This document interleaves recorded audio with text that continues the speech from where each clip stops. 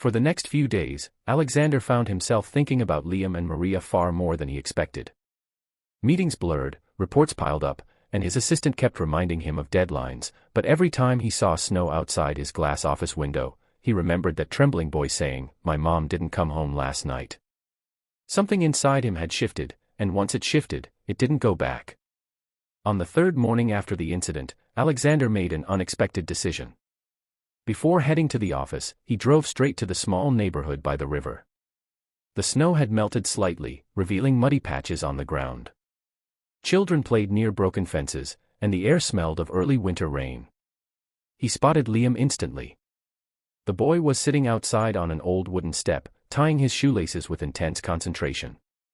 His shoes were too big for him, the straps frayed, but he didn't seem bothered. When he saw Alexander stepping out of the black SUV, his eyes widened. "Sir." Liam jumped to his feet. Alexander smiled, an expression he rarely used. "Good morning, Liam. Is your mom home?" Liam nodded. "She's inside. She's better now. I made her tea today. Do you want to come in?" Alexander paused. No one ever invited him into a home. People usually invited him into conference halls or backstage rooms or presidential offices. Never home. "Yes," he said quietly. "I'd like that." Liam led him inside the small, dimly lit house. The walls were cracked, but the place was clean.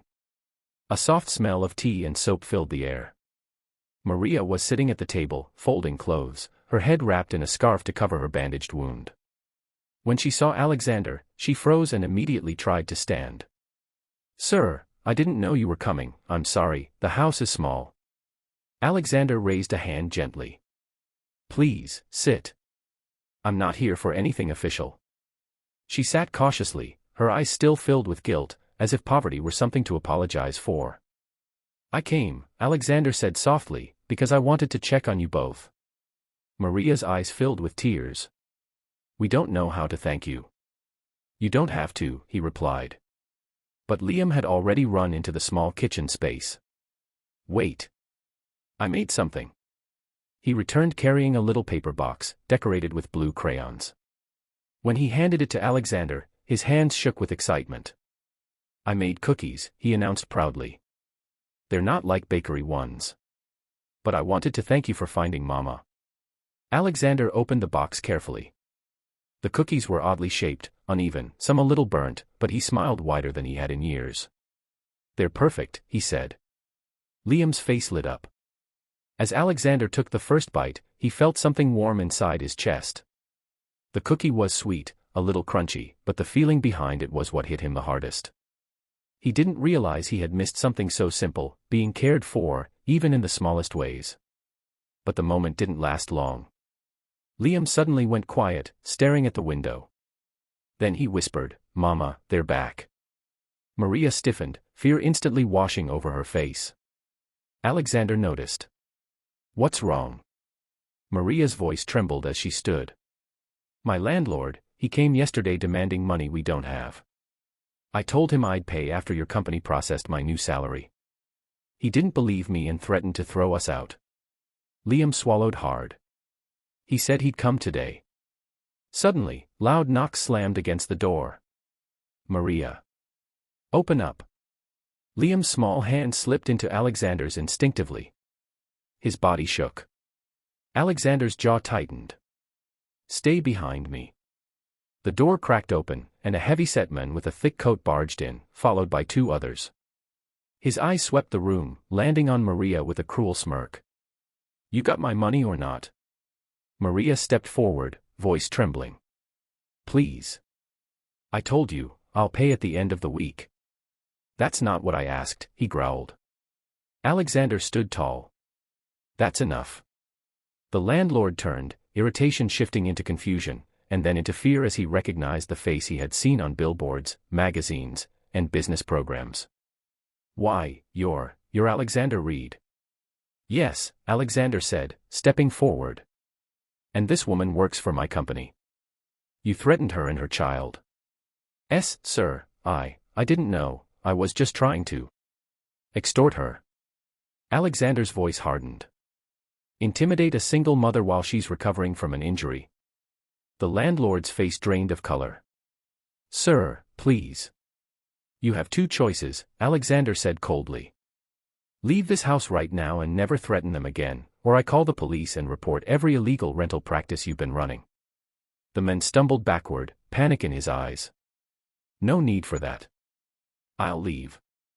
I'll leave right now. Within seconds, he and his men disappeared. Maria collapsed into a chair, covering her face as silent tears fell. Liam hugged her tightly. Alexander sat beside them, his voice gentle again. You're safe now. I'll make sure you never have to deal with anyone like that again. Maria looked up slowly. Why are you doing all this for us? Alexander hesitated. Because no one ever did it for me. But he didn't say it aloud. Instead, he said softly, because everyone deserves someone in their corner. Liam wiped his mother's tears. Sir, are you going to visit us again? Alexander met his eyes, and something inside him settled. Yes, he said. If you want me to. Liam smiled, the kind of smile that could melt the coldest winter. And for the first time in a very long time, Alexander felt like he finally belonged somewhere. The boy stood in the lobby barefoot, shivering, clutching a torn backpack to his chest. Snowflakes clung to his hair like tiny frozen tears. People passing by barely noticed him, too busy rushing toward their warm offices. But one man stopped, Alexander Reed, the youngest CEO in the city and a man known for his cold discipline and impossible standards. He wasn't the type to pause for anything. Yet something about the boy's trembling lips and wide, fearful eyes froze him in place. Sir, the boy whispered, voice cracking, my mom didn't come home last night. Alexander felt his heartbeat stutter, a rare thing for a man who had built an empire by never letting emotion steer him. The boy looked no more than 7, with bruised knees and a hope that looked ready to break. Where do you live? Alexander asked quietly. The boy glanced at the door, at the swirling snow outside. Near the old river station. Mama works at your company, the night cleaning shift. She always came home. But she didn't. 1,000 thoughts hit Alexander at once. Missing employee. Injury. Something worse. He didn't know why, but he felt a responsibility rising inside him, something heavy and urgent. Come, he said. Show me. They stepped into the snow, the wind slicing across their faces. Alexander removed his own scarf and wrapped it around the boy's neck. The boy tried to refuse, but Alexander shook his head. You'll freeze. As they walked, Alexander learned his name was Liam. He talked softly, as if afraid words themselves might shatter the air. Mama said she'd bring food today. We only had bread yesterday. She never lies, she never leaves. Alexander's chest tightened. He had grown up in a similar cold, abandoned by a father who made promises like smoke. He knew the fear in the boy's voice too well. They reached a neighborhood the city had forgotten. Houses leaned like tired old men. The snow here was thicker, untouched by traffic. Liam led him into a narrow alley beside a warehouse. She always passes here, Liam murmured. Suddenly he stopped. Alexander followed his gaze, and his stomach dropped. There, half buried in snow, lay a small cleaning cart. The company's logo was still visible. And beside it, a scarf frozen stiff. Liam gasped. Mama's. Alexander knelt and picked up the scarf, his jaw clenching. Something had happened, something serious. He pulled out his phone and called security, demanding an immediate search. But Liam tugged at his coat. Sir, there's something else. He pointed toward a broken metal door hanging crookedly on its hinges. Alexander pushed it open, and the stale smell of rust and cold walls enveloped them. A faint cry echoed from inside. Liam ran before Alexander could stop him. Mama. They found her collapsed behind a stack of crates. Her hands were scraped, her blouse torn, and her breathing was shallow. She had slipped on ice while leaving work, hitting her head and fainting. Overnight, the temperature had dropped dangerously low. Alexander immediately took off his coat and wrapped her in it. Then he lifted her into his arms, her weight no struggle but her state terrifying. You found her, Liam sobbed, hugging his mother's arm. Alexander didn't answer. His throat felt too tight. At the hospital, doctors rushed her into emergency care.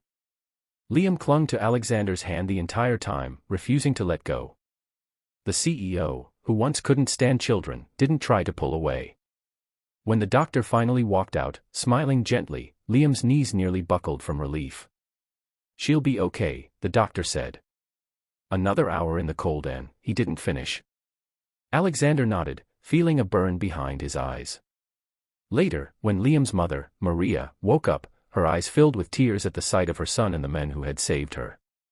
"I'm sorry," she whispered weakly. "I didn't want him to worry." "You're safe now," Alexander said. She tried to sit up. I can't lose my job, sir. Please. I only have him." Her voice cracked on the last word. "Maria," Alexander said softly, "you're not losing anything. In fact, you'll be promoted." She blinked in confusion. "You worked double shifts for months," he continued. "You kept this company running at night. I never realized the sacrifices you made. Starting today, you'll supervise the cleaning division, with better hours and better pay." Maria broke down crying, covering her face. Liam turned to Alexander, his voice small but steady. "Sir, thank you for bringing my mom home." Alexander knelt to his level, meeting the boy's eyes.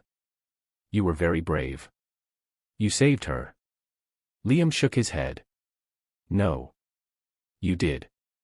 For a moment, Alexander felt something shift inside him, a thawing, like ice melting after years of winter. A quiet realization washed over him: all his success, all his wealth, had never given him the warmth he felt now, sitting in a hospital room with a boy who trusted him completely. The next morning, as they left the hospital, snow fell again, but softer, gentler. Liam held his mother's hand, and with his other he reached toward Alexander. Without hesitation, Alexander took it. They walked together toward the car, leaving 3 sets of footprints in the snow, proof that sometimes, family isn't defined by blood, but by the people who choose to stay. And as Alexander glanced at the little boy beside him, he felt something he hadn't felt in years. Hope. A message formed clearly in his mind, one he would carry for the rest of his life.